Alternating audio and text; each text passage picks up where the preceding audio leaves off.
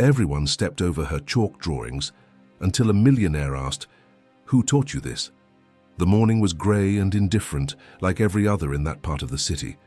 Commuters rushed past with coffee cups and cell phones glued to their ears, their eyes fixed on their own urgent destinations. But at the edge of the cracked sidewalk near the corner of Brook and 7th, a splash of colour defied the monotony. Swirls of pink, cobalt blue and sunflower yellow wove a dream across the concrete. Chalk drawings, intricate and full of emotion, drawn by tiny fingers.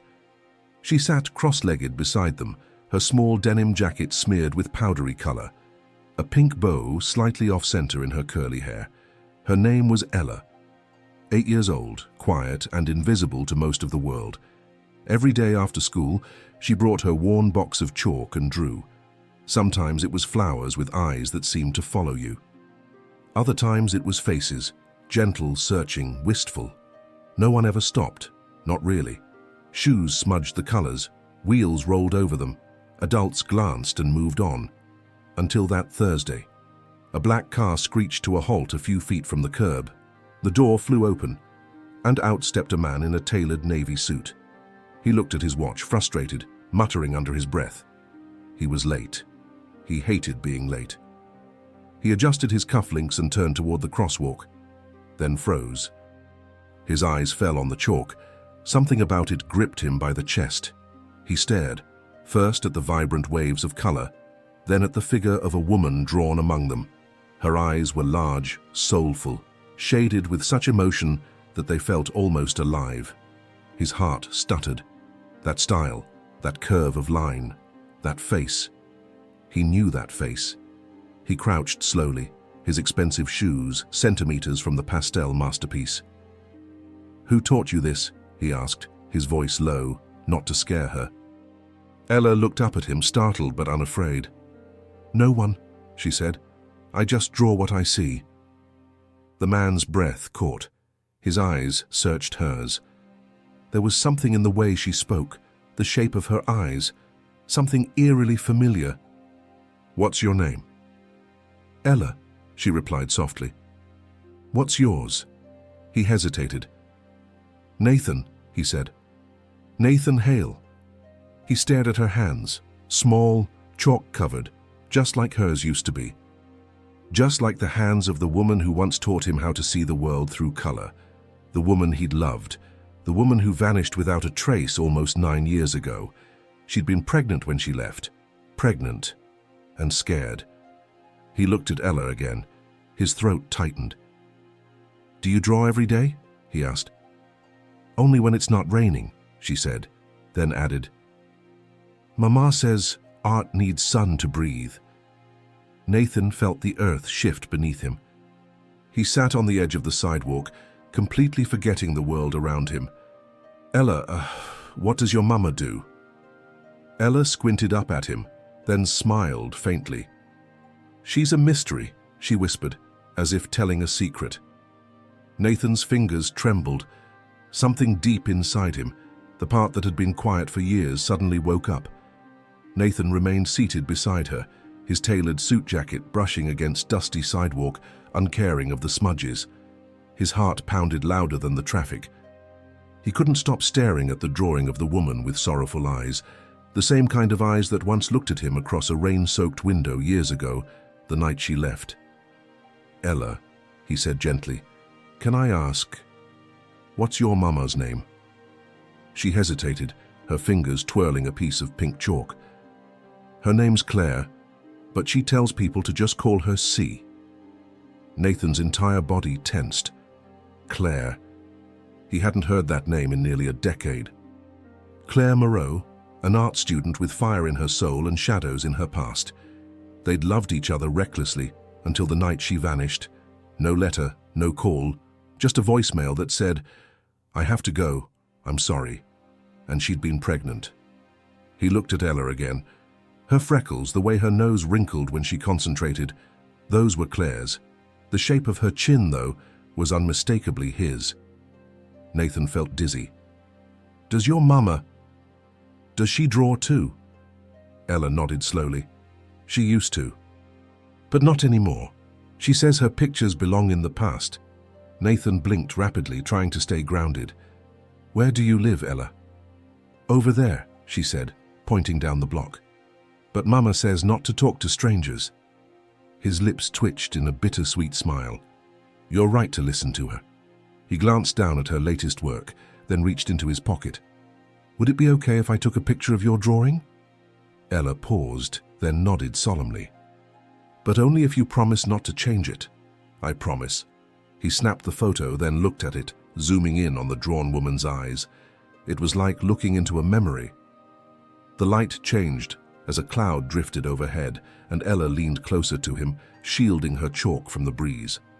"You know," he said, keeping his voice casual, "I used to know someone who drew just like this." Ella tilted her head. "Really?" "She taught me how to see the world in colors. She made me believe in magic again. She sounds like my mom. I think she might be your mom." Ella's eyes widened. "You know her?" Nathan stared at her, emotions battling within him. "I knew her, a long time ago." Before he could say more, a woman's voice rang out from down the sidewalk. "Ella, time to come in, honey." Ella jumped up. "That's Mama." Nathan stood too, heart hammering. Then, out of the doorway of a small bookstore, stepped a woman. Her hair was darker now, pulled back in a loose braid, but as soon as their eyes met across the distance, time fractured. Claire. She froze mid-step, her breath hitched, her face paled. Nathan couldn't move, couldn't breathe. Ella, oblivious to the tension, ran toward her mother, arms wide. "Mama, this is Nathan. He saw my drawing." Claire's lips parted, and in one motion she reached for Ella, then met Nathan's gaze. "Nathan Hale," she whispered, her voice barely audible above the wind.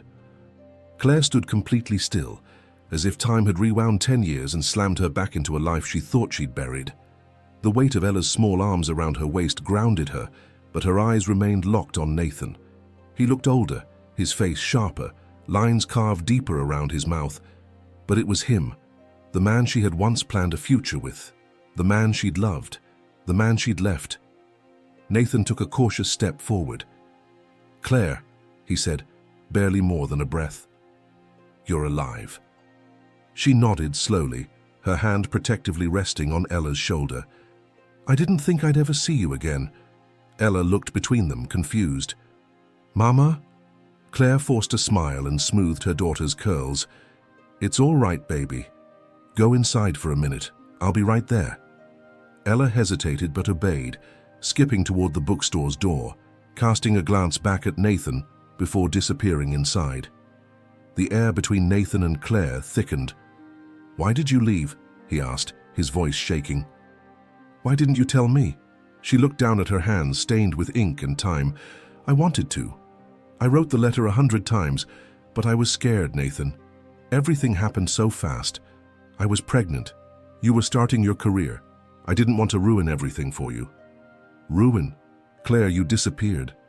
For 9 years I thought something had happened to you. I searched for you. His voice cracked. "I loved you." Tears welled in her eyes. "And I loved you. But there were things you didn't know. My past. It caught up to me. I didn't want it to touch you or her. You had my child and didn't tell me." Claire winced. "I know. And I've regretted it every single day." Nathan ran a hand through his hair, pacing slightly. "You can't just decide for both of us. You took that choice away from me." "I was 22 and terrified. My father had just died. My mother was gone, and I had no one but you. But your world was moving so fast. I thought if I told you, you'd stay out of guilt." "I would have stayed out of love," he said fiercely. They stood in silence as the city hummed around them, oblivious to the storm that had just reopened between two souls. Finally, Claire said quietly, "She's everything good in me, Nathan. I didn't do everything right, but I never let her feel unloved. She's smart, kind, and so much like you." Nathan's voice softened. "She drew a woman with your eyes." Claire smiled faintly. "She sees more than she says, always has." He stepped closer. "Claire, I want to know her. I want to be part of her life." Her eyes filled again, but she didn't pull away. It won't be simple. Nothing worth it ever is. Behind the glass, Ella peeked through the window, her small face pressed to the glass, watching the two figures she didn't yet understand were the two halves of her whole. Claire took a deep breath. Then let's start slow. Nathan reached out his hand. She didn't take it, but she didn't turn away either. Later that evening, Nathan found himself pacing outside the bookstore, the faded chalk still glowing faintly under the streetlight. Claire had invited him to return after closing, when Ella would be asleep upstairs. The hours crawled by as he wrestled with 1,000 emotions: hope, resentment, disbelief, and an ache that had never quite left. When Claire finally unlocked the door, she looked tired, like someone who had spent years carrying a secret too heavy for one person. She gestured for him to come inside. The bookstore was small but cozy. Stacks of second-hand novels lined the walls, and the air smelled of paper and something warm, lavender maybe. Claire led him to a back room where a modest couch and a few chairs formed a kind of living area. Nathan sat, and she poured 2 cups of tea without asking. "She sleeps like a stone," Claire said as she handed him a cup. "Always has." Nathan smiled faintly. "Like her mom?" Claire chuckled under her breath. "No. I was a restless sleeper, always worried about what tomorrow might bring." They sat in silence for a moment before Nathan asked, "Do you live here?" Claire nodded. "Since Ella was born. The bookstore owner passed it down to me last year. He knew our story, in pieces. Never asked for more." Nathan studied her. "She's brilliant, Claire. And brave." "She's everything I needed her to be," Claire said softly. "I raised her to be independent, curious, and safe." "Safe from what?" Claire's eyes darkened. She looked away. "From the world I used to know. From the people who scared me into leaving." Nathan leaned forward. "What people?" "My mother's family. They had plans for me. Marriage, a name, a future I didn't want. When I chose you instead of them, they cut me off. But when I got pregnant, they tried to come back. On their terms. I couldn't let Ella grow up in that kind of control." "So you disappeared," she nodded. "Disappeared to protect her. And, maybe, to protect you." Nathan's jaw clenched. "You should have told me. We could have figured it out together." "I didn't believe that then," she whispered. "I do now." He looked at her, quiet for a long time. "Claire, I want to be in Ella's life. I don't expect it all at once, and I won't fight you. But she's mine too." Claire met his gaze, conflicted. "She's sensitive, Nathan. She notices more than she lets on. If we do this, it has to be slow, gentle for her." He nodded. "I'll follow your lead." The tension softened slightly. Claire sat back, cradling her tea. "She asked me tonight if you were someone special." "What did you say?" "I told her he might be." Nathan smiled, the first genuine one in hours. Claire looked down into her cup, her voice almost too soft to hear. "You're not the only one who's been haunted all these years." From the hallway, a floorboard creaked. They turned, and standing there in pajamas, eyes wide, was Ella. Ella stood frozen in the doorway, a small stuffed rabbit dangling from one hand, her eyes flickering between her mother and the man she had just met hours earlier. Claire rose quickly, walking over, crouching to meet her daughter's gaze. "Sweetheart," she said gently, brushing a curl behind Ella's ear. "I thought you were asleep." "I heard you talking," Ella whispered. "You sounded sad." Claire swallowed hard. "We were just remembering some things, grown-up things." Ella glanced at Nathan, curiosity flickering beneath her quiet expression. "Is he sad too?" Nathan stood slowly, unsure of how close he should come. "A little," he admitted. "But I'm also very happy to be here. To meet you again." "Again?" Ella tilted her head. Claire looked up at him, unsure of how much to say. Nathan crouched to her level. "I knew your mom a long time ago, before you were born. She was very special to me." Ella looked at her mother. Is that true? Claire nodded slowly. Yes, baby. He was, and still is. Ella stared at them both, thoughtful in that way only children could be, measuring truth not by words, but by tone and look. Then, after a long silence, she walked over and stood between them. I don't know what this means, she said simply. But if he makes you happy, Mama, I think it's okay. Claire's eyes welled with tears. She pulled Ella into her arms, hugging her tightly. Nathan felt his chest tighten. Ella, I'd really like to get to know you, only if that's all right with you. She looked up at him, then at her mom again. Can we draw together? Nathan smiled. I'd love that. Claire ran her fingers through her daughter's hair, her heart aching with both relief and fear. She had shielded Ella for so long, hidden her from the world, from the man who had a right to know her. And now that world was beginning to open again, scary, uncertain, but maybe full of new color. Can I tell you something? Ella asked softly, looking at Nathan. Of course. I always draw the same woman. I never know why, but she always feels like someone who's missing something. Nathan felt a chill run down his spine. Claire's grip on her daughter tightened slightly. Maybe she was waiting for someone, she murmured. Ella nodded. I think she was. They sat together for a while, the three of them, the silence not awkward but new, delicate, like glass just beginning to form. Nathan watched as Claire stroked Ella's hair and realized that for the first time in years, he wasn't running towards success or away from regret. He was here, present, with them. Claire finally stood. We should get her back to bed. Nathan nodded, rising with her. Of course. As they turned toward the hallway, Ella tugged his sleeve. Will you be here tomorrow? He crouched again, his voice steady. If you want me to be. Ella gave a shy smile. Okay. Claire reached to guide her daughter away, but paused, her hand brushing against Nathan's. And in that quiet touch, something unspoken passed between them.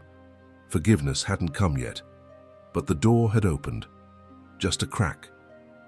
The next morning dawned bright, sunlight spilling like gold across the bookstore's front window. Claire stood in the kitchen, her hands trembling slightly as she poured coffee into a chipped ceramic mug. She stared out at the sidewalk where Ella had left her last chalk portrait half finished. The colors had softened overnight, a little smeared from the wind, but the eyes remained, watching, waiting. Her thoughts were tangled. Part of her wanted to believe this could work, that Nathan's reappearance was fate correcting itself, but another part screamed caution. She had built this world for Ella with quiet intention, shielding them both from the chaos she once knew. Letting Nathan in meant disrupting that fragile peace. Footsteps padded behind her. Mama, Ella murmured sleepily, her hair a mess of curls. Claire turned and knelt to her. Good morning, love. Ella rubbed her eyes. Is he still here? Claire hesitated. No, baby. He went home last night, but he said he'd like to come back today, if that's okay with you. Ella thought for a moment, then nodded. Okay, can we draw again? Claire kissed her forehead. We can draw all morning. An hour later, Nathan arrived, dressed more casually, in jeans and a button-up shirt, a sketch pad under one arm. He paused at the threshold of the bookstore, unsure if he should knock. Claire opened the door before he had to. You're early, she said, half smiling. I couldn't sleep, he admitted. She stepped aside to let him in. Ella was already at her drawing spot near the window, chalk box open, waiting. When she saw him, her face lit up with a quiet kind of joy, the kind of light that starts in the heart and takes a moment to reach the smile. You came. Nathan knelt beside her. I brought paper and pencils too, thought we could try both. Claire watched from a distance, arms crossed, the edge of her heart softening. They drew for an hour. Ella told stories as she colored, a princess who rode cloud dragons, a bird who painted sunsets with his wings. Nathan listened closely, laughing, sketching alongside her. Claire pretended to read, but her eyes kept drifting to them, to how naturally he fit into their world. Eventually, Ella asked to go upstairs and find a book about fairies. When she disappeared, Claire sat beside Nathan on the floor. "She likes you." "I'm honored," he said quietly.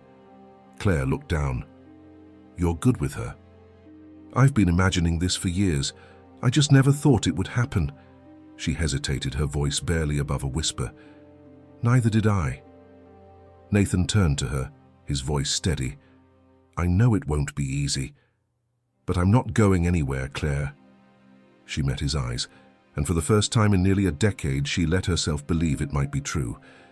Then the bell over the bookstore door jingled, and a voice called out, unfamiliar, cold, and commanding. "Claire Moreau?" Her blood froze. She knew that voice. The air inside the bookstore shifted instantly. Claire rose slowly from the floor, her posture stiffening, instinct kicking in before thought. Nathan stood as well, sensing the change in her, the way her shoulders tensed like a wire pulled tight. A tall man stepped into the store, dressed in a charcoal grey suit, polished and composed. His silver hair was combed back with precision, his expression unreadable, but his eyes, cold and calculating, flicked across the room like a scalpel. "Claire," he said again, this time with a thin smile. "It's been a long time." Claire's voice came out low and controlled. "Mr. Whitmore, I wasn't expecting visitors." Nathan looked between them, his pulse quickening. "Who is he?" Claire's jaw clenched. "My mother's lawyer." The man, Whitmore, stepped further into the room, taking in the drawings, the smell of ink and old paper. "I see you've created quite the quaint little life here." He turned to Nathan, nodding politely. "And you are?" "Nathan Hale," he said, stepping protectively closer to Claire. "A friend." Whitmore's smile tightened. "Of course." Claire folded her arms. "Why are you here?" He reached into his leather satchel and retrieved a sealed envelope. "Your grandfather passed away last month. The estate is being settled." Claire didn't move.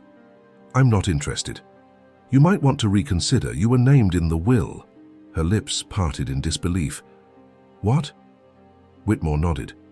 "He left specific instructions that you and your child are to receive a portion of the inheritance, a substantial portion." Nathan felt Claire sway slightly beside him. "I don't want anything from that man," she said through gritted teeth. "He disowned me the moment I chose to keep my child." "Sentiment is understandable," Whitmore replied calmly. "But this is legal, binding. Your presence is required in Boston within the month. If you refuse, the court may challenge custody arrangements." Claire's breath caught. "Custody?" Nathan's fists curled. "Yes," Whitmore continued. "There is a clause.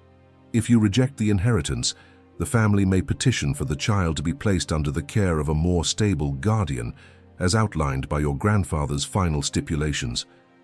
Claire took a shaky step forward. "You're threatening to take my daughter." "Not I," he said smoothly.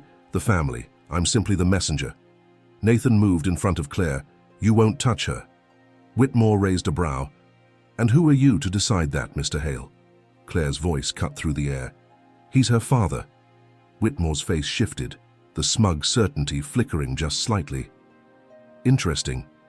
Claire snatched the envelope from his hand. "Get out." Whitmore nodded politely.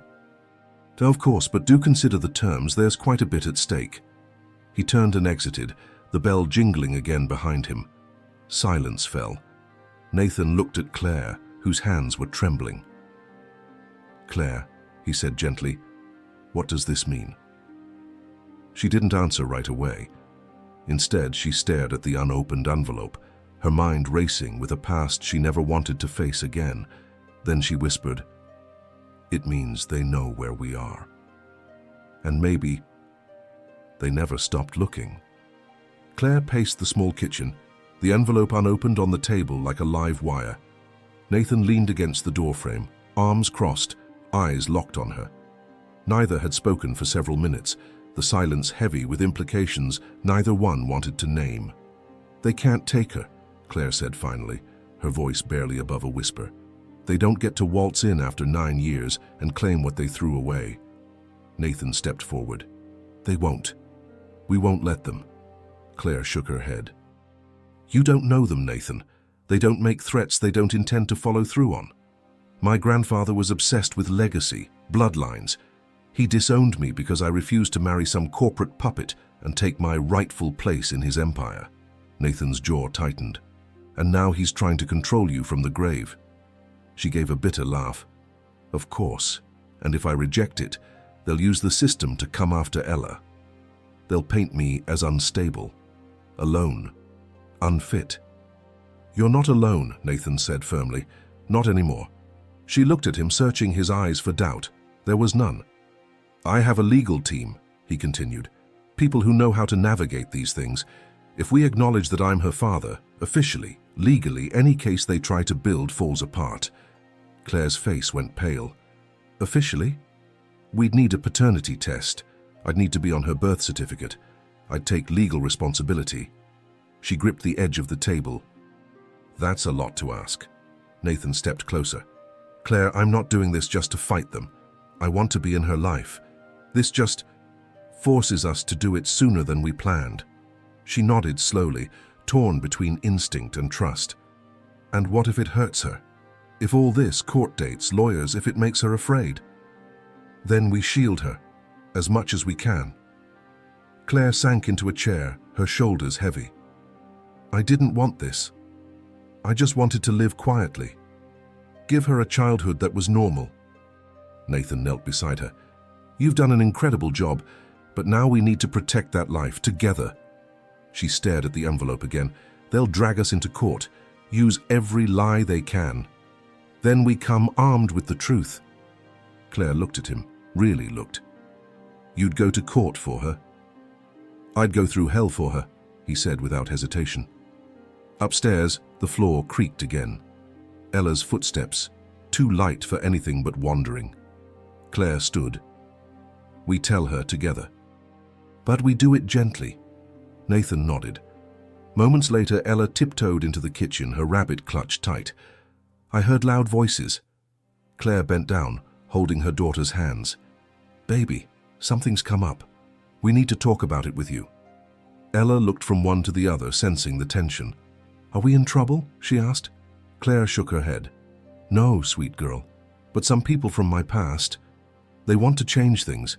We're not going to let them. Ella frowned. What kind of people? Nathan took a breath. The kind who think they can decide things without asking us. Ella's eyes narrowed with quiet wisdom. Can they take me away? Claire's heart shattered at the question.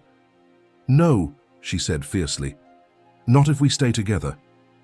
Ella looked up at Nathan, then said softly, Then I think I want you on my team.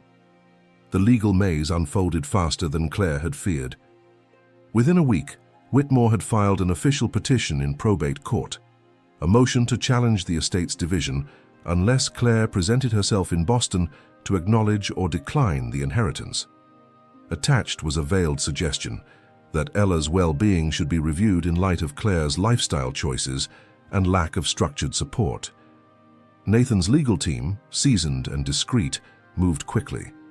DNA testing was arranged privately, and Nathan's paternity was confirmed within days. He requested emergency recognition of parental rights, citing the sudden legal threat to his daughter. That was the word that still caught Claire off guard when she heard it from his lips, daughter. It both terrified and comforted her. The hearing was set for 2 weeks later in Boston. Claire stood at the window the night before they were to leave, staring at the chalk-washed sidewalk as if it held the answers. Nathan approached quietly, his hands in his pockets, watching her reflection in the glass. She's asleep, he said softly. Claire nodded. She's handling this better than I am. She's strong, like her mum. Claire turned to him, her face drawn but determined. You know this could get ugly. They'll paint me as reckless, irresponsible. They'll try, Nathan agreed, but I'll be there beside you, every step. They stayed silent for a moment, the air thick with the weight of old wounds and the fragile hope of a future that was just starting to take shape. Did you ever wonder, Claire asked suddenly, all these years, if we had made different choices? All the time, Nathan said, but I believe we ended up right where we needed to be, because now I get to fight with you, not just for her, but for us." Claire's eyes filled, but she blinked them clear. "Don't make promises you can't keep." He stepped closer. "I won't." The next morning they packed quietly. Ella clutched her rabbit and a small drawing pad. Nathan carried their luggage, while Claire double-checked the locks, the lights, the stove. The train ride to Boston was filled with quiet conversations and Ella's soft humming as she drew scenes from her imagination. Castles in the clouds, forests made of stars. Claire watched her, heart aching with pride and fear. When they arrived, a car sent by Nathan's team met them. They stayed in a private residence to avoid attention, but even so, Claire could feel eyes on them at every turn. The city no longer felt like home. It felt like a courtroom already judging her. The day of the hearing arrived gray and cold. As they entered the courthouse, Claire held Ella's hand tightly. Nathan walked on her other side, a steady presence, calm and resolute. Inside the courtroom, the Whitmore family sat in cold silence, 3 well-dressed relatives she hadn't seen in years. One of them, her cousin Mark, smirked slightly when he saw her. The judge entered. Proceedings began. And when Nathan stood to address the court, declaring his paternity and his intent to co-parent Ella fully and equally, a ripple of whispers spread through the courtroom. Whitmore's team hadn't seen that coming. Claire glanced at Nathan. He met her eyes. But then, from the opposing table, a document was slid across to the clerk, one Claire hadn't been warned about. A second petition. Not just contesting the inheritance, but claiming Claire was mentally unfit. Claire's breath left her body in one sharp, invisible punch. The courtroom buzz dulled into a low, suffocating hum. She turned toward the petition being handed to the judge, her pulse thundering in her ears. Mentally unfit. The words echoed, cruel and calculated. The judge skimmed the document, expression unreadable. Nathan immediately stood, his lawyer following suit. "Your Honor, this filing was not previously disclosed and violates procedural rules for ambush petitions." "I'll allow it," the judge interrupted. "Given the gravity of the accusations, the court will review." Claire gripped the edge of the table to keep herself steady. Across from her, Mark leaned forward, hands folded neatly, smug. "Claire has no stable income history for several years," he began, addressing the court. "Her life has been transient. She's lived under false identities. She kept the child's paternity hidden. These are not the choices of a sound or responsible guardian." Claire rose slowly, her lawyer trying to pull her back down. "That's a lie," she said, her voice shaking but clear. "I left to protect my daughter. From you.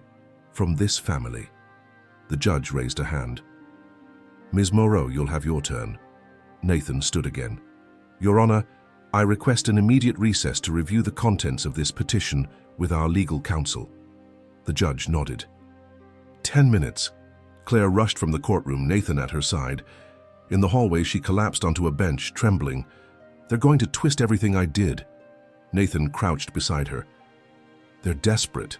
That's what this is. They knew the inheritance claim wouldn't hold once my paternity was confirmed, so now they're scrambling." She looked at him, tears gathering. "What if the court believes them? What if they take her?" "They won't," he said firmly. "We're not going to let that happen." Her voice cracked. "I should have told you years ago, maybe none of this would be happening." "Maybe," Nathan said gently. "But we're here now, and we're not alone anymore. That's what matters." Their lawyer returned, phone in hand. "I've got good news," she said breathlessly. "We found something in the original will files, a handwritten letter. From the grandfather. A sealed one, addressed to Claire. The court clerk's opening it now." Claire's eyes widened. What does it say?" "We'll know in minutes," the lawyer said. "But if it's favorable, we can use it to destroy the credibility of the mental fitness petition." They returned to the courtroom. The clerk approached the judge, whispering. The judge read the letter silently, his expression slowly shifting, surprise, then curiosity, then something resembling regret. He looked up. "This court has reviewed a private letter included in the decedent's will. It confirms that Ms. Moreau left under duress, that the family's actions contributed to her decision, and that he regretted his treatment of her. Furthermore, he expressed admiration for her strength in raising her child independently. Mark's face blanched. The judge continued, "The court sees no credible reason to question Ms. Moreau's fitness as a parent. The petition is dismissed. Furthermore, the original inheritance division will stand as intended. No further challenges will be entertained." Claire gasped, one hand flying to her mouth. Nathan reached for her hand, but before relief could fully land, the judge added, "However, given the history of secrecy and absence of legal clarity regarding custody, the court recommends formal guardianship proceedings to ensure stability moving forward." Claire looked at Nathan. "Are you ready for this?" she whispered. He nodded, his grip tightening around her fingers. "Let's give her the future she deserves," he said. But as they left the courtroom, a flash of cameras caught them by surprise, and from the back row someone stood up, someone Claire hadn't seen in years, her mother. Claire froze mid-step, her heels clicking to a stop against the marble floor of the courthouse. Nathan, a half-step ahead, turned back to see what had stopped her, then followed her gaze. A tall woman stood in the back of the corridor, composed and elegant, with sharp cheekbones and a steel-grey coat cinched tight around her waist.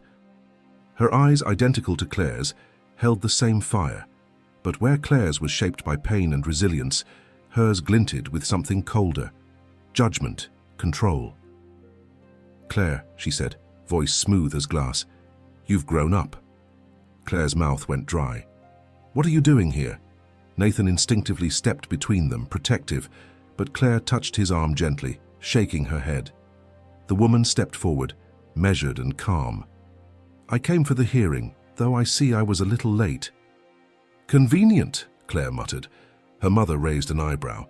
"I had to be sure it was true, that you really came back, that the rumors were correct, that you had a child, and that she was his."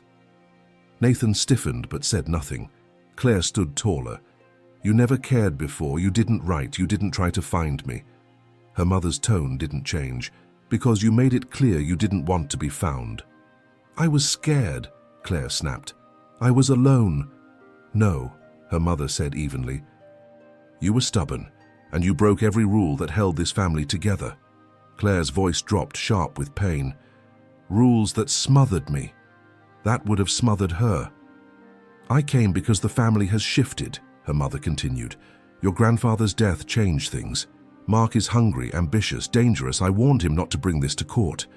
Nathan stepped forward. "Then why didn't you stop him?" "I don't control him anymore," she admitted, "just like I didn't control you." Claire stared at her, disbelief painting her face. "You're here to warn me?" "No, I'm here to offer you something." Claire's laugh was short, bitter. "After everything?" Her mother reached into her bag and pulled out a thin folder. "A trust, in Ella's name. Irrevocable. Protected from the rest of the family. Education, housing, healthcare, anything she might need. No strings." Claire blinked. "Why?" "Because she's my granddaughter. And because I missed your life, Claire. I'm not trying to control you anymore. I'm trying to make peace with what little time we have left." Claire's expression shifted. "What are you talking about?" Her mother hesitated, her voice quieter now. "I'm ill. Terminal. I didn't come for forgiveness. I came because I don't want to leave without meeting her, just once." Nathan glanced at Claire but didn't speak. Claire's voice was shaky now. "You can't just show up and expect to rewrite everything." "I don't," her mother said, stepping back. "But if there's any part of you that wants closure, I'll be at the Hotel Meriden for 2 days. No pressure, no lawyers, no family." She turned to go, then paused. "She looks like you." Then she disappeared down the hallway, heels echoing into silence. Claire stood there, her thoughts in freefall. Nathan reached for her hand. "What are you going to do?" Claire stared straight ahead. "I don't know," she whispered. "But I think she might deserve a goodbye." The decision lingered like fog over the next 24 hours. Claire couldn't eat, couldn't sleep. Nathan offered quiet support, never pushing, but always near, ready to catch her if she fell. Ella, sensing the shift, remained close too, curling up beside her mother on the couch that night, her drawings untouched for the first time in days. Morning came too quickly. Claire stood at the mirror, staring at her reflection. She saw the girl she had once been, naive, desperate for freedom, terrified of becoming her mother, and now she was standing at the edge of something unexpected, a possible reconciliation or a fresh wound. Nathan waited at the doorway. "You don't have to go," she met his eyes in the mirror. "But if I don't, I'll never know if it could have changed something, even a little." He nodded. Later that afternoon, Claire stood outside the Hotel Meriden, her hands stuffed into the pockets of her coat. The doorman offered a polite nod as she entered, the warmth of the lobby contrasting sharply with the chill in her chest. "Suite 504. She knocked softly. The door opened almost immediately. Her mother looked smaller somehow, like the edges had worn down since yesterday.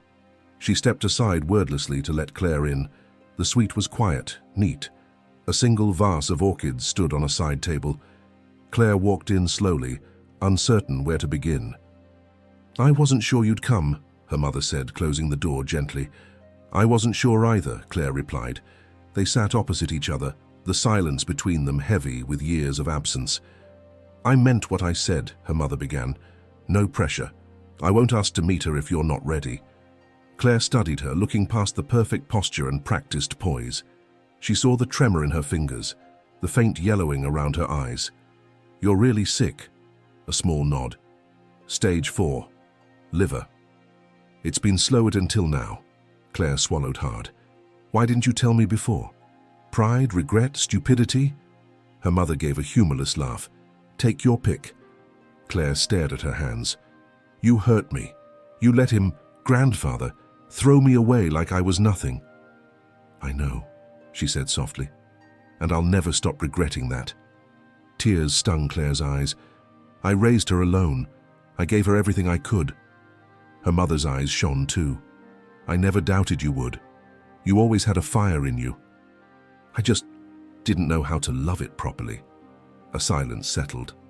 This one wasn't angry. It was heavy with everything unsaid. "I brought pictures," Claire said suddenly, pulling a small envelope from her bag. "Of Ella, over the years." Her mother took them reverently, hands trembling. As she looked through them, tears slid silently down her cheeks. "She's beautiful. She's brave," Claire whispered. "She's my reason for everything. I can see that." They sat for a long time, the years melting slowly in shared stillness. Finally, her mother reached out a shaking hand. "May I write her a letter? Something she can read when she's older?" Claire hesitated, then nodded. "Yes," she said, "you can write her a letter." And for the first time in over a decade, mother and daughter sat not as enemies, but as two women, broken and trying, perhaps too late, to rebuild. The next few days passed in a quiet lull, as if the city itself held its breath. Claire returned from the hotel with the envelope, her mother's letter, tucked into her coat like a secret she hadn't yet decided what to do with. She didn't read it. Not yet. But she held it like a fragile olive branch, a final piece of something unfinished. Back at the bookstore, Nathan was in the middle of helping Ella sort her art supplies when Claire stepped inside. The smell of cinnamon tea wafted through the air. Ella looked up with a grin. "Mama, I showed Nathan how to make dragon wings out of chalk dust." Claire smiled faintly. "That sounds messy." "It was," Nathan said, his hands streaked with pastel green. "But educational." Claire crouched and kissed Ella's forehead. "Hey, love, can you go upstairs and pick out a book for tonight? Something short, just in case bedtime runs late." Ella nodded and dashed off, her curls bouncing. Nathan stood and gently placed a hand on Claire's arm. "How did it go?" Claire pulled the envelope from her pocket and held it out. "She wrote this for Ella, asked me to give it to her when I thought the time was right." Nathan studied her expression. "How are you feeling?" "Tired, relieved, confused." Claire sighed.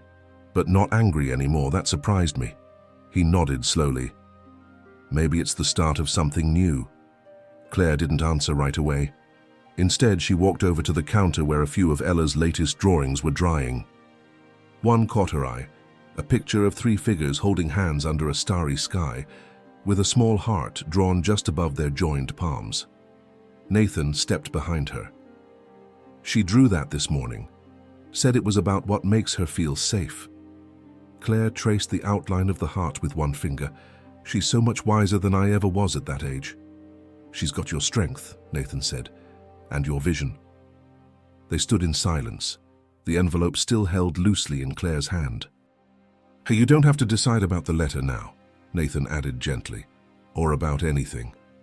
Claire looked at him, and for the first time there was no barrier in her gaze, no wall between past and present. I want to move forward, Nathan. For her. For us. I'm still scared. So am I, he admitted, but fear doesn't have to mean no. It can just mean we care. Claire smiled, the corners of her eyes softening. When did you get so good at this? Somewhere between losing you and finding her. Just then, Ella came bouncing back into the room with a book in hand. Mama, can Nathan read tonight too? Claire and Nathan exchanged a look. I think that's a great idea, Claire said softly.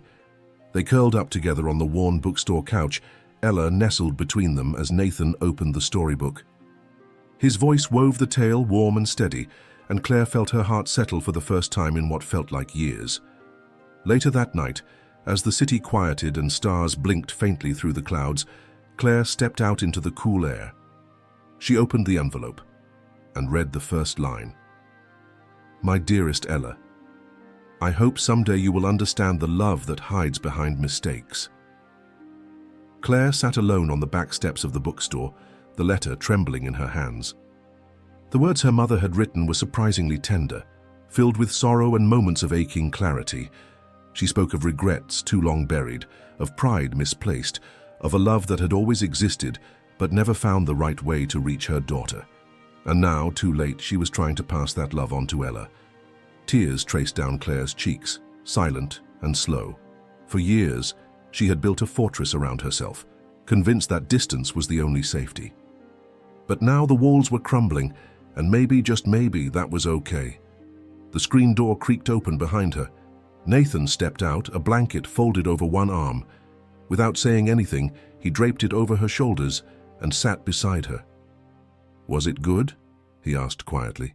Claire nodded. It was honest. They sat there for a long time, the hum of the city in the background, the smell of old pages and chalk dust lingering even in the night air. I was thinking, Nathan began cautiously, about staying longer, in the city, maybe looking for something more permanent here. Claire glanced sideways. You'd really move your life for us? I'd rebuild it from scratch if I had to, he said. I've spent so long chasing things that felt important. Now I want to build something that is important. She looked down at the letter again. I want that too, but not out of obligation, Nathan. I don't want Ella to feel like she's a rescue mission. She's not. She's a miracle. And you're the reason she's who she is. Claire felt emotions swell again, messy and overwhelming and strangely beautiful. Just then, the door opened behind them again. Ella stepped out, wrapped in her robe, her rabbit in hand. Claire quickly wiped her tears. Sweetheart, what are you doing up? I had a dream, Ella said, blinking. You were crying in it. Claire and Nathan exchanged a glance. I'm okay, baby, Claire said softly. Just reading something important. Ella padded over and crawled into Claire's lap, resting her head against her. Was it about me? Yes, Claire whispered. In a way it was. Ella looked up at Nathan. Can I tell you my dream? Of course. I dreamed we were all flying. Me, you, and Mama. But we didn't have wings. We had light coming out of our backs. It made us float. And the sky had music in it. Nathan smiled. Sounds like the kind of world you'd draw? Ella nodded sleepily. I think it means we're supposed to be together. That's what the music said. Claire kissed the top of her daughter's head, holding her close. I think you might be right. Nathan looked at Claire, his voice low. "So what do we do next?" Claire looked out at the night, the stars barely visible behind the glow of the city. "We live," she said. "We stop surviving and start living." But even as the words settled, Nathan's phone buzzed in his pocket. He pulled it out, frowning. His face changed. Claire noticed immediately. "What is it?" He turned the screen toward her. A message. "You think this is over? Watch your back. You just took what wasn't yours." Nathan's expression darkened, and Claire's heart dropped, because they both knew the Whitmore family wasn't finished. The next morning arrived with an eerie stillness. Claire moved through her morning routine with practiced motions, pouring cereal, brushing Ella's curls, checking the locks on the bookstore doors twice instead of once. Nathan remained unusually quiet, his phone close at hand, eyes scanning every message, every shadow outside the window. The anonymous threat had changed something. A fracture now pulsed beneath the surface of their newfound peace. Ella, unaware of the tension laced through the air, hummed as she colored a drawing of a lighthouse on a cliff, beams of light stretching out over stormy seas. Claire couldn't help but glance over her shoulder every few minutes, as if expecting a knock at the door that would never come. Nathan finally spoke. "I traced the number. It was a burner phone. No way to identify who sent the message." Claire nodded. "But we know." "Yes," Nathan said grimly. "It was Mark. He's not going to let it go." "Then we stay alert," he said. "I've already put a security service on notice, just in case." Claire exhaled slowly, sitting across from him. "I hate this. I hate that we finally found a way forward, and now we're looking over our shoulders again." Nathan reached across the table and took her hand. "He's not going to win. This time, you're not alone." That evening, as dusk fell and the bookstore closed, Claire received an unexpected visitor. A woman in her late 50s, impeccably dressed in muted tones, stood at the threshold with a hesitant smile. "May I help you?"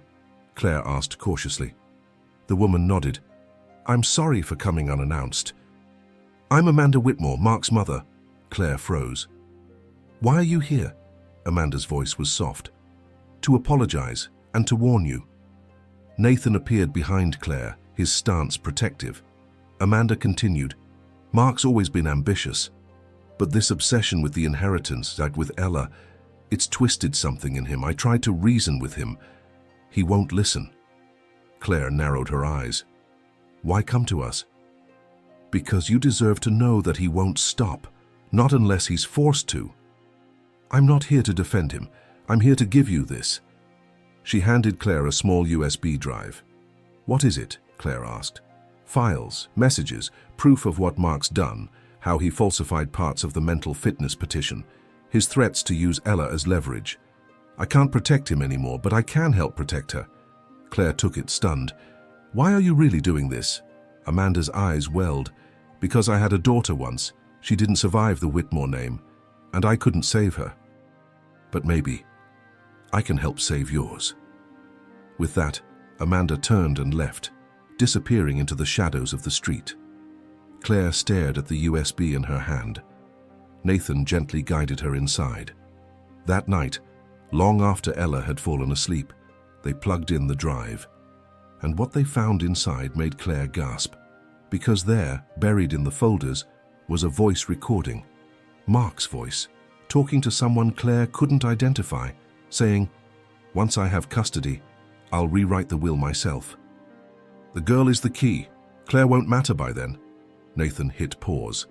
Claire turned to him, her voice shaking. "We're not just fighting for Ella's future anymore." He nodded grimly.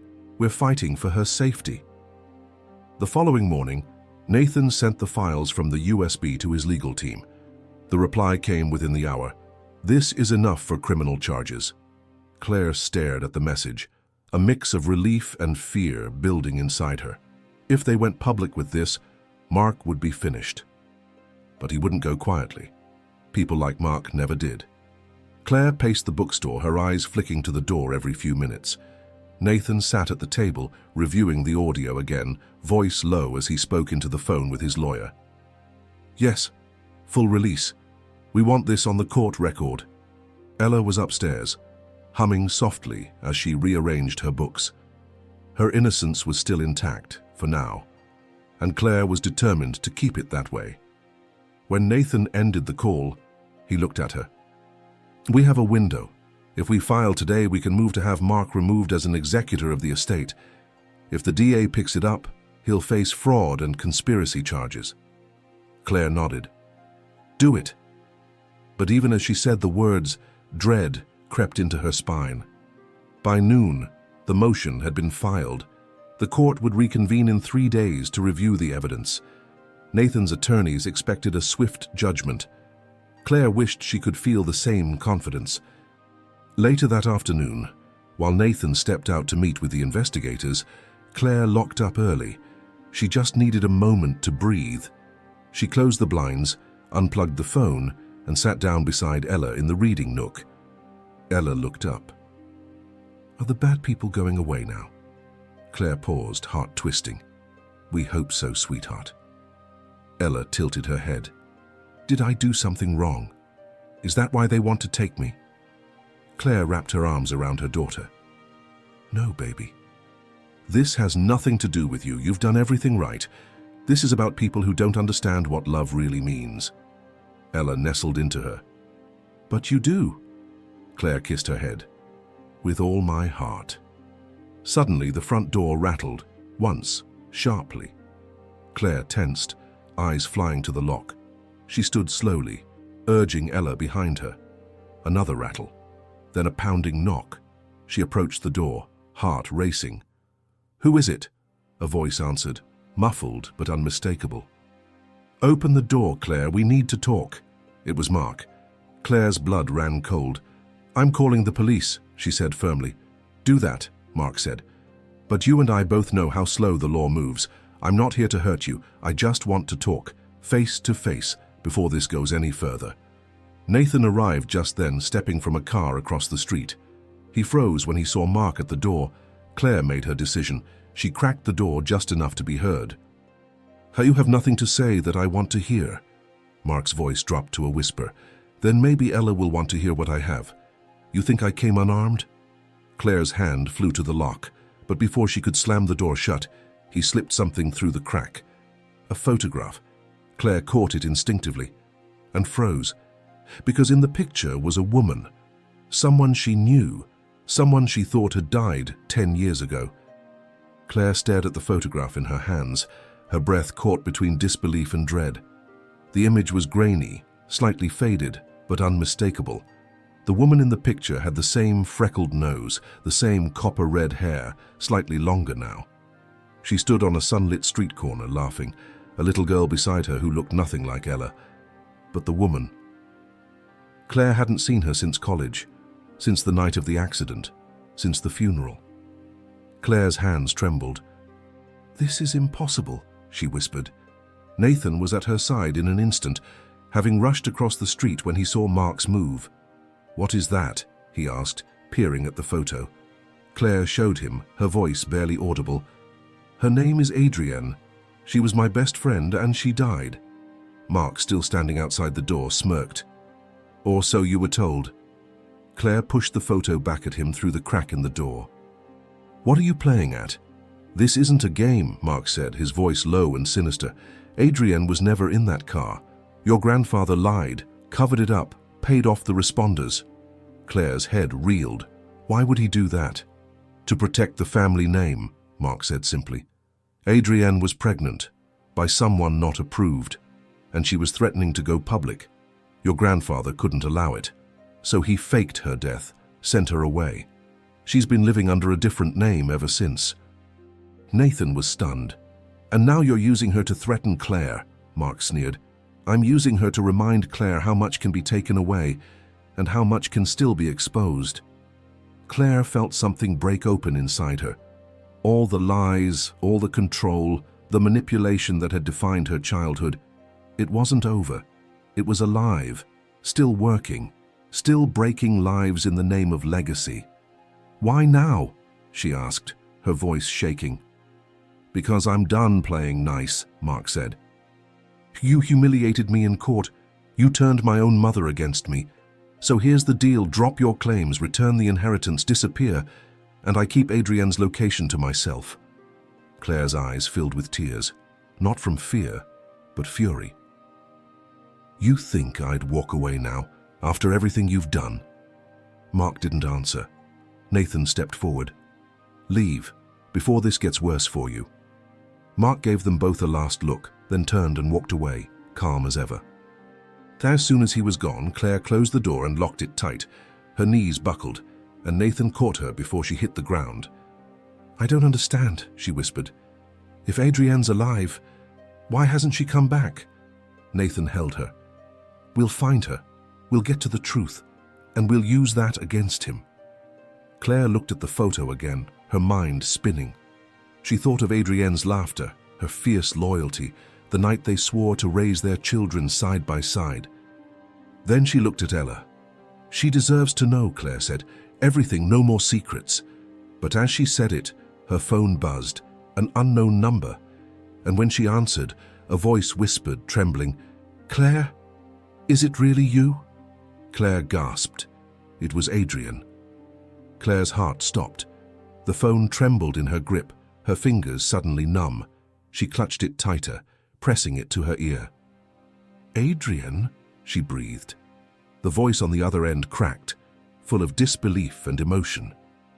Oh my God, Claire, I didn't think you'd answer. Tears sprang to Claire's eyes. Where are you? Are you safe? A long pause. Then, I'm in Vermont. I've been here for years, under a different name. I wasn't supposed to contact anyone.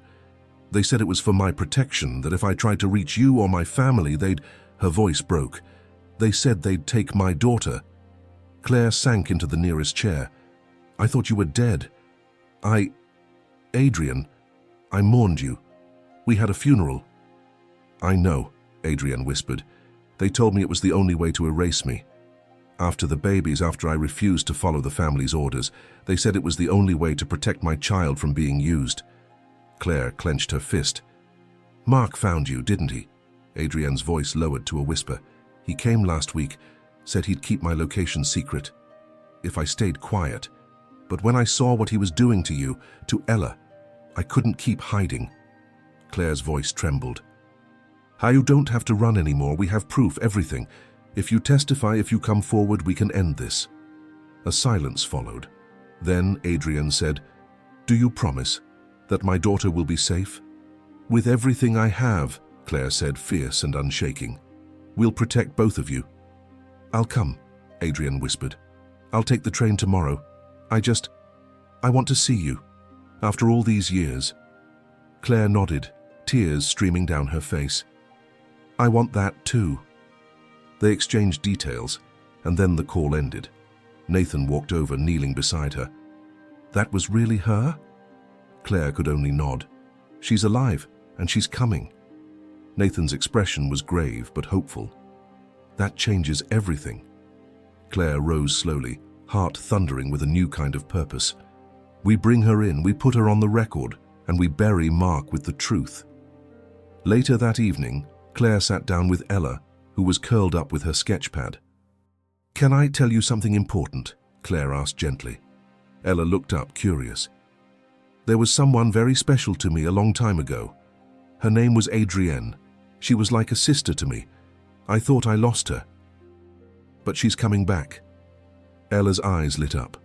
Is she nice? Claire smiled through the ache. The kindest. Ella nodded thoughtfully. Then, maybe we can draw her when she gets here. Claire kissed her forehead. I think she'd like that. As night fell, Claire sat by the window, staring out into the quiet street.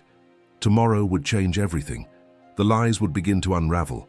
But somewhere far off, on a quiet train platform in Vermont, a woman stood alone, her suitcase beside her, clutching a small girl's hand. And behind her, in the shadows, someone was watching. Adrienne gripped her daughter's hand tightly as they stepped onto the train platform. The little girl, about 6 years old, looked up at her with wide, curious eyes. Mommy, are we going on an adventure? Adrienne forced a smile. Yes, sweetheart, a very important one. She scanned the station. It was mostly empty, just a few scattered travelers and a lone attendant inside the ticket booth. But the feeling hadn't left her since she made the call to Claire, that someone was near, watching. She shook it off. She had waited too long to hide any longer. As the train pulled in with a metallic screech, Adrienne led her daughter aboard. She chose a window seat near the back, her eyes constantly flicking toward the door. She didn't see anyone follow them, but that didn't settle her nerves. 3 cars ahead. A man in a wool coat and sunglasses adjusted his seat. His phone buzzed. Message from MW. She's on the train. Handle it.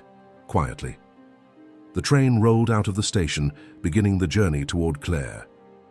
Meanwhile, back at the bookstore, Claire packed a small overnight bag with essentials. Clothes for Ella, documents for court, and the contents of the USB drive backed up twice. Nathan had installed additional security measures, cameras with remote access and a private contact line to the police, but Claire knew that wouldn't stop a determined Whitmore. Nathan returned from his meeting with the DA. They're preparing the charges. If Adrienne testifies, it seals the case. Claire nodded. She's on her way. She should be here by tomorrow afternoon. Nathan reached into his jacket and handed her a small object. Tracking device, just in case. I've got one for you and one for Adrienne. If anything goes wrong, we'll know. Claire took it, the weight of the tiny device somehow heavier than it looked. I never imagined our lives would come to this. Nathan offered a wry smile. No one plans for war. But when it finds you, you either fight or fall. Claire turned to Ella, who was still drawing by the window, oblivious to the whirlwind around her. We fight, Claire said quietly. On the train, Adrienne's daughter had fallen asleep with her head on her lap. Adrienne gazed out the window, trying to rehearse what she'd say to Claire after all these years, how she'd explain the silence, the distance, the loss. Then she noticed something. The man with sunglasses was gone. She sat up straighter, peering around. Her gut tightened. Excuse me, she whispered to a passing attendant. Is there a security officer on board? Not on this route, ma'am, but we can radio ahead if needed. She nodded quickly. Please do. The attendant hesitated, then walked off. Adrienne's heart raced. Then she saw him. Down the aisle, several seats forward. Only now, he was staring right at her, and smiling. She reached for her daughter, gently waking her. Sweetheart, we're moving cars, okay? The little girl rubbed her eyes. Why? Adrienne forced calm into her voice, just to get a better view. They stood and she began walking toward the rear of the train. Behind her, the man stood too, and followed. Adrienne's breath came faster with every step, though she kept her pace steady, never turning her head. Her daughter clutched her hand, sensing the tension, her small feet trying to keep up as the sway of the train made every movement more difficult. They passed through the connector into the next car. Empty rows. No one to help. Adrienne glanced back. He was still coming, no longer pretending, no more sunglasses. His face was blank, cold, trained. She reached the end of the car and shoved through the door into the next, nearly stumbling. Her daughter whimpered. Mummy. It's okay, Adrienne said, though her voice betrayed her. The man was gaining. Adrienne's eyes darted around. Think. She spotted the small restroom at the edge of the car and yanked the door open. It was barely big enough for both of them. She pulled her daughter inside, locked it, and pressed her back against the metal wall, shaking. Her daughter whimpered again. I'm scared.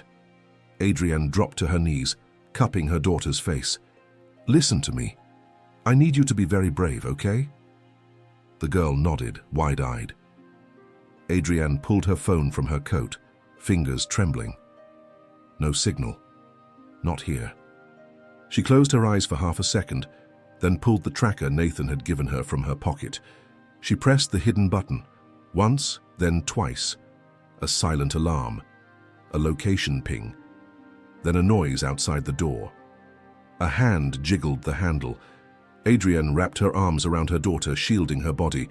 We're okay, she whispered, no matter what happens. Outside, the jiggling stopped. Then silence. Seconds passed like hours. A sharp knock. Adrian. Her blood turned to ice. The voice was calm, measured. "I'm not here to hurt you," the man said, "but I need what you've taken." Adrian's voice shook. "I haven't taken anything. You've made yourself a liability. That's enough." Adrian scanned the tiny room. Nothing but a mirror, a sink, and fear. A sudden pounding. The man was trying to force the door. Adrian's heart screamed. She looked down at her daughter. Then a second noise, from outside. Yelling, a scuffle, a slam. Silence. Then a knock, different this time, urgent. "Adrian, are you in there?" A woman's voice. Train staff. Adrian hesitated, then unlocked the door. Two conductors stood there, one holding a walkie-talkie, the other pinning the man against the floor with a zip tie around his wrists. "He followed her from the station," one conductor said. "We just got a call from a Nathan Hale. Said she might be in danger. We got here just in time."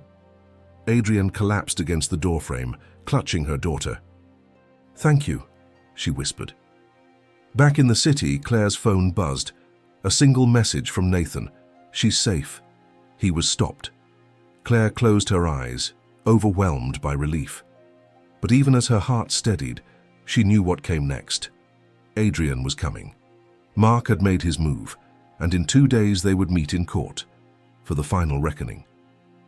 The courthouse loomed grey and silent in the morning light, its stone columns casting long shadows across the sidewalk. Claire stood just outside the entrance, her hand tightly wrapped around Ella's as if releasing her would somehow unmake everything they had fought to build. Nathan stood at her other side, steady and focused, his jaw clenched with purpose. Adrienne was already inside, sitting in a private witness room with her daughter and a court-appointed security officer.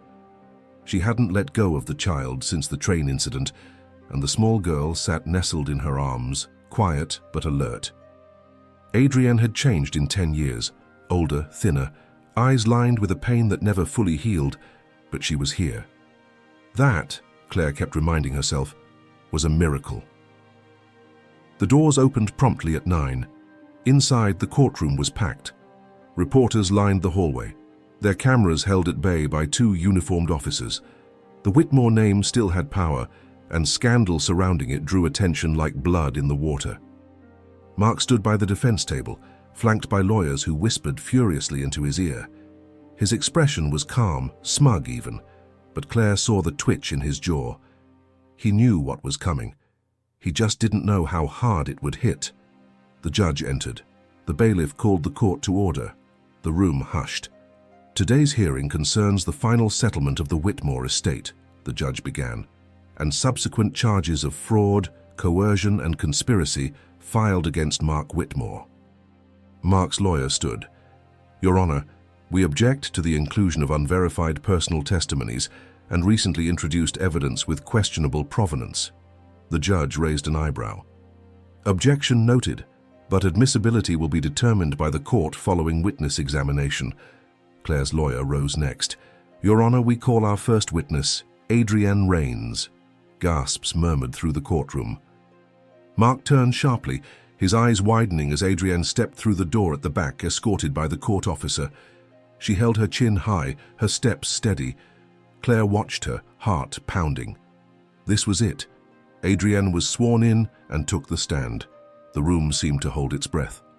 The lawyer began, "Ms. Rains, would you please state your relationship to the Whitmore family and the events surrounding your presumed death 10 years ago?" Adrienne looked directly at the judge. "I was engaged to someone the Whitmore family disapproved of. When I became pregnant, they insisted I either terminate the pregnancy or leave. I refused. Days later, I was told Claire had been in an accident. I rushed to meet her and never made it. I was intercepted, taken to a private estate and told I had died. My family held a funeral. I wasn't allowed to contact anyone. I was 17. Gasps again. The judge leaned forward. "Who orchestrated this?" Adrienne's voice never wavered. "Elliot Whitmore, Claire's grandfather, with full cooperation from Mark Whitmore." Mark jumped to his feet. "That's a lie. The judge slammed the gavel. "Sit down, Mr. Whitmore," Adrian continued. "Mark came to me recently, said I had one chance to disappear again, or else, he said, Claire's daughter would pay the price." Claire's hands curled into fists. Adrian's lawyer handed the judge a file. "This includes messages, audio recordings, and photographs, all confirming the threats. All admissible." The judge opened the file, silent for a long moment. Then he looked at Mark and said, "You are hereby remanded into custody pending formal charges." The courtroom erupted, but Claire couldn't hear any of it. She was already on her feet, running to Adrian. And when their arms wrapped around each other after a decade of silence, Claire felt something break. And then, finally, begin to heal. The moment Claire and Adrienne embraced, the years dissolved into that single breathless second, 10 years of silence, grief, and guilt melting into warmth and tears. They held each other tightly, unaware of the crowd, the judge's gavel, or the flashing cameras that captured every second from just beyond the glass doors of the courtroom. When they finally pulled apart, Adrienne's eyes were rimmed red. "I thought I'd never see you again." Claire smiled through her tears. "You came back to me." "That's all that matters." Nathan approached quietly, his presence grounding. "They've taken Mark into custody," he said gently. "The judge revoked his access to the estate. All further decisions will be based on Claire and Adrienne's testimonies, and the trust for Ella and Adrienne's daughter will be honored in full." Claire nodded, dazed. "It's really happening." Adrienne knelt beside her daughter and whispered something into the child's ear. The little girl walked shyly to Ella, who had been watching everything with wide, silent eyes. Ella smiled at her. "Do you like chalk?" The other girl blinked. "A lot." Ella held out her hand. "Want to come draw with me later?" The girl nodded, and just like that, a new thread formed, quiet and innocent, untouched by the storm that brought them together. Claire turned to Adrienne. "What happens now? You don't have to run anymore." Adrienne exhaled. "I don't know. I'm free, technically. But I haven't been free in my heart in a very long time." Claire reached out, touching her arm. "You're not alone anymore." They sat together as the legal proceedings resumed. Claire was called to the stand next, and though her voice trembled at first, it grew stronger with every truth she spoke. She told the court about her decision to leave, the fears that shaped her choices, and the strength it took to raise Ella in hiding. Nathan was called after. He spoke calmly, clearly, outlining how he discovered Ella, the steps he took to protect her, and his unwavering commitment to being part of her life. By the time he finished, even the judge appeared moved. "I see no reason," the judge declared, "to deny Mr. Hale full parental rights. On the contrary, I encourage the family to pursue legal recognition as a unit for Ella's protection and well-being. This court commends your courage, Ms. Moreau, and recognizes the unique strength it took to shield your daughter under such extraordinary circumstances." Applause broke out, subdued but heartfelt. Later, outside the courthouse, reporters swarmed, but Nathan's team kept them at bay. Claire, Adrienne, and the girls slipped into a private car and rode away from the chaos.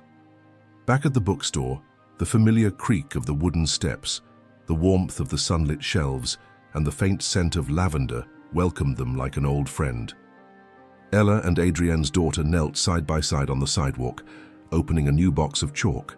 Claire and Adrienne watched from the doorway. "She still draws skies with wings," Claire said softly. Adrienne smiled.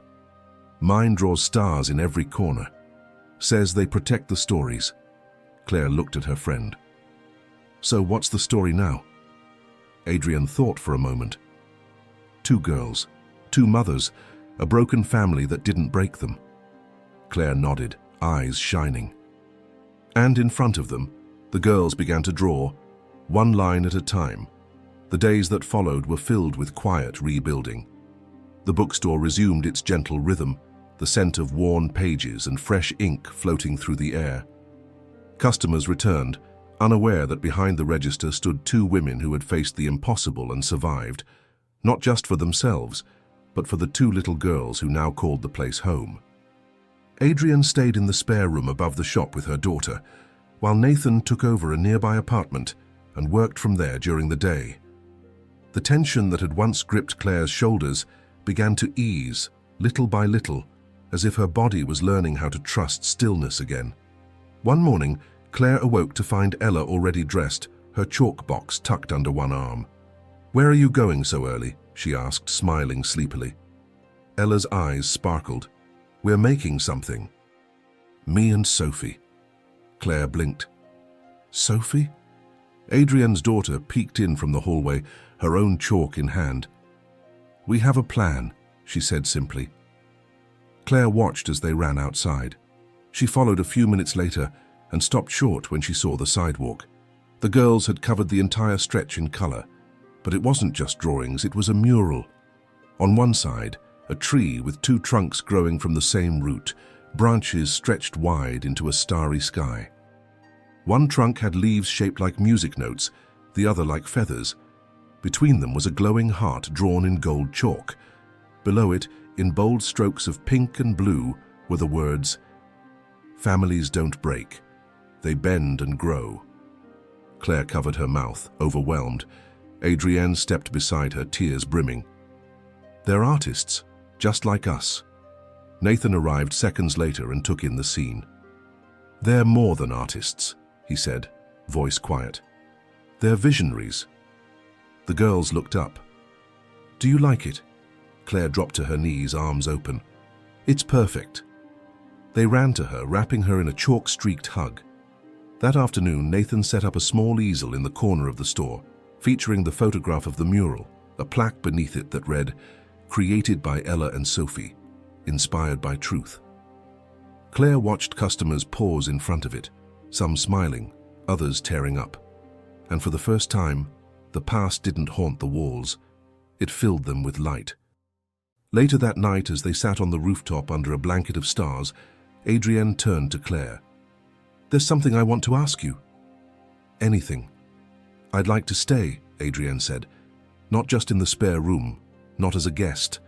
I want to build a real life here. For Sophie. For me." Claire took her hand, squeezing it. "You were always meant to be here." "And you?" Adrienne asked. "What about you and Nathan?" Claire looked over at him, where he sat beside Ella, braiding daisy chains, laughter rising into the sky. "I think," Claire said, her voice soft, "we're writing something new, one day at a time."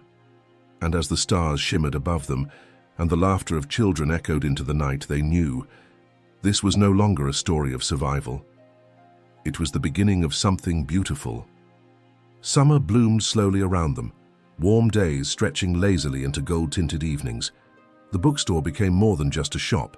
It transformed into a sanctuary.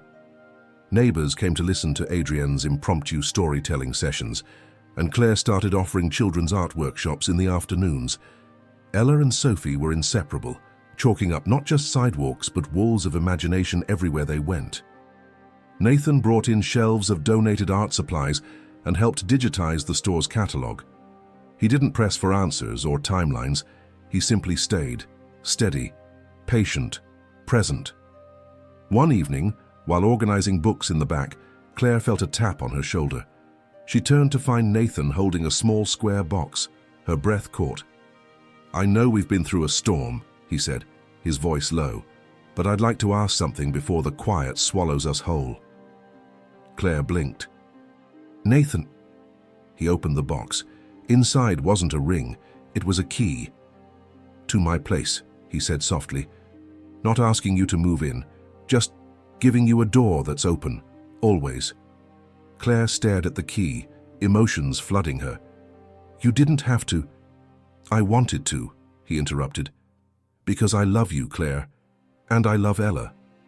Not out of obligation, but because you both woke up something in me I didn't know I'd buried." Tears welled in her eyes. She closed the box gently, placing her hand over his. "You already gave us a door, Nathan. It was your heart." He exhaled shakily and kissed her forehead. "Then we'll let things grow." That night, after Ella had gone to bed, Claire sat with Adrienne on the rooftop, sipping tea beneath the stars. I used to think happiness was a destination, Adrienne mused, but maybe it's just the courage to breathe freely where you are. Claire smiled. I think it's the people who help you do that. They sat in silence, watching the lights of the city blink in the distance. The next day a letter arrived, a final notice from the court. Mark had taken a plea deal. He would serve time. All estate matters had been finalized. The trust for Ella and Sophie was secure, protected from any future interference. Claire held the paper in her hand and let out a breath she didn't know she'd been holding for years. Later, she gathered everyone at the chalk mural. The girls had added new drawings: sunflowers, a mountain, a river winding through a valley. At the center was a sun rising behind two figures holding hands. Claire turned to Ella and Sophie. Do you know what this place is now? Ella grinned. Our world. Sophie nodded. Where nothing's missing anymore. Adrienne wrapped an arm around Claire. Where everything broken became something stronger. Nathan smiled quietly. Claire stepped back, looking at the mural, the family, the moment. No more running. No more hiding. She was home. And just as the sun dipped below the horizon, Ella picked up a piece of chalk and wrote 3 new words under the mural. We are whole. The final piece of the story unfolded on a quiet Sunday morning, nearly a year after that first encounter on the sidewalk, the day a stranger had knelt before a child's chalk drawing and felt the past reach out with color-stained fingers. Claire stood at the counter, tying ribbons around a stack of gift-wrapped books. Outside, the sidewalk mural had faded slightly under time and weather, but its core remained visible, a lasting symbol of survival, of truth, of a family formed not by blood alone, but by choice, courage, and grace. Ella burst through the front door, Sophie at her heels, both of them giggling and slightly out of breath. "Mom!" Ella called. "The art center posted the winners!" Claire looked up, raising an eyebrow. "And? We got in!" Sophie exclaimed, waving a paper. "Our mural is going to be featured at the city exhibit." Claire rushed around the counter, kneeling to pull them into a hug. "I'm so proud of you both." Nathan entered a few moments later, coffee in hand, grinning. "Celebration time?" "Definitely," Claire said. They spent the rest of the afternoon baking cookies, playing music, and letting the girls paint a fresh layer of mural on the back alley wall, now unofficially known as Ella's Corner. Adrienne joined in later, her laughter warm as she helped her daughter trace stars into the bricks. As the sun began to set, casting golden light through the bookstore's front windows, Claire stood on the threshold watching them. Nathan joined her, slipping his hand into hers. "I've been thinking," he said. "We've built something rare here." Claire looked up at him. "It doesn't feel rare. It feels right. I want to make it permanent," he added. "Not just you and me, all of it. A home. A life, a promise." Claire smiled. "Then let's do it. No fear this time." He leaned down, resting his forehead against hers. "Together? Always." From inside, Adrienne called. "Girls, time to clean up." Ella and Sophie groaned, covered in paint, but happy. Claire stepped inside, heart full. Later that night, after everyone had gone to bed, she sat by the window and pulled out an old envelope, the letter from her mother. She read the final line again, a soft smile curving her lips. "If love is the thing we leave behind, then let yours be fierce, be bright, and never be hidden." Claire folded the letter and placed it beside a photo of Ella's first drawing, the one that started it all. Outside, the street was quiet, but within her heart, and within the home she'd rebuilt from pieces, there was only light.